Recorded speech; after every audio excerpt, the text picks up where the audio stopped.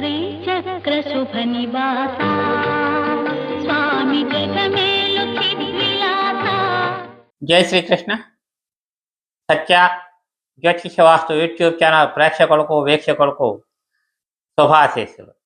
దొంగతనాలు, వస్తువులు పోవటం, లభ్యమయ్యేందుకు మార్గాలు.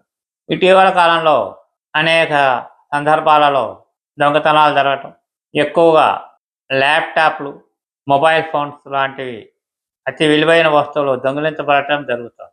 అయితే ఇటువంటివి దొంగిలించబడిన సమయంలో తిరిగి వాటిని క్షేమంగా మనం పొందేందుకు వీలుగా ఒక అద్భుతమైన ప్రక్రియ ఇది.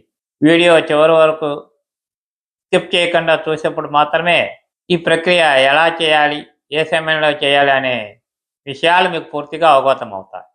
దానికన్నా ముందుగా ఇటువంటి అద్భుతమైన విషయాలను తెలుసుకునేందుకు వీలుగా మా ఛానల్ను సబ్స్క్రైబ్ చేసుకోండి, లైక్ చేయండి, షేర్ చేయండి, కామెంట్ చేయండి. మీకున్న ధర్మ సందేహాలను స్క్రీన్పై వస్తున్న మా వాట్సాప్ నెంబర్కు మెసేజ్ ద్వారా తెలియజేసి సందేహ నివృత్తులు చేసుకోండి. కాల్ చేసే ప్రయత్నం చేయకండి.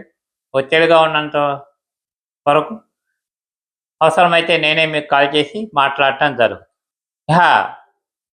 ఈ దొంగతనాల విషయానికి వచ్చినప్పుడు మన యొక్క అతి ముఖ్యమైన విలువైన వస్తువులు పోయిన సమయంలో ఎప్పుడైతే మీరు ఆ వస్తువు దొంగిలించబడింది అని గ్రహిస్తారో వెంటనే ఈత బెల్లమును తీసుకొచ్చి, ఈత బెల్లం అని బయట ఆయుర్వేద మందుల షాప్లోనూ అక్కడ అమ్ముతూ ఉంటారు.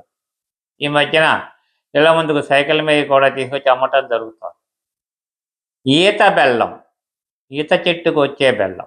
ఈత బెల్లంతో మన ఇంట్లో పూజా మందిరం వద్ద కానీ, పూజా గదిలో కానీ తూర్పుగా కూర్చొని మనకు ఎడమ వైపున ఒక తమలపాకుపై ఈ ఈత బెల్లమును తడిపి కుందిగా చేసి దానిలో నువ్వుల నూనె పోసి గుడ్డ తైలంతో దీపారాధన చేసి ఆ దీపారాధన దేవతకు అంటే దీపదేవతకు మన యొక్క సమస్యను మనస్ఫూర్తిగా విన్నవించుకోవాలి. ఇక్కడ ముఖ్యంగా చేసే ప్రక్రియ మీద, ఇది చెప్పిన గురువుగారి మీద పూర్తి స్థాయి నమ్మకం, విశ్వాసం ప్రధానం. ఎటువంటి వారు ఎటువంటి పరిహారాలు చెప్పినా సరే ఆ చెప్పిన గురువుగారి మీద, ఆ చేసే పని మీద పూర్తి స్థాయి నమ్మకము, విశ్వాసం ఉంచి చేసినప్పుడు మీకు ఖచ్చితంగా మంచి ఫలితము వచ్చి తీరుతుంది. సందేహము ఎంత మాత్రము లేదు. ఇక్కడ నమ్మకం, విశ్వాసం, గురువుగారి మీద అభిమాన విశ్వాసాలు తప్పక ఉండి తీరాలి. ఇది ప్రధానం. ఇప్పుడు మన విషయంలోకి వస్తే ఒక తమలపాకం తీసుకోవాలి. ఈత బెల్లాన్ని తీసుకుని కాస్త తడిపి ముద్దగా చేసి దానిని ప్రమిదగా చేసి దానిలో నువ్వుల నూనె వేసి గుడ్డ ఒత్తితో దీపారాధన చేసి ఆ దీపదేవతకి మన యొక్క సమస్యను అంటే మన ఇంట్లో ఏవైతే దొంగిలించబడ్డాయో వాటి పేర్లతో సహా దీపదేవతను కోరుకోవాలి. ఉదాహరణకు ల్యాప్టాప్ దొంగిలించబడింది.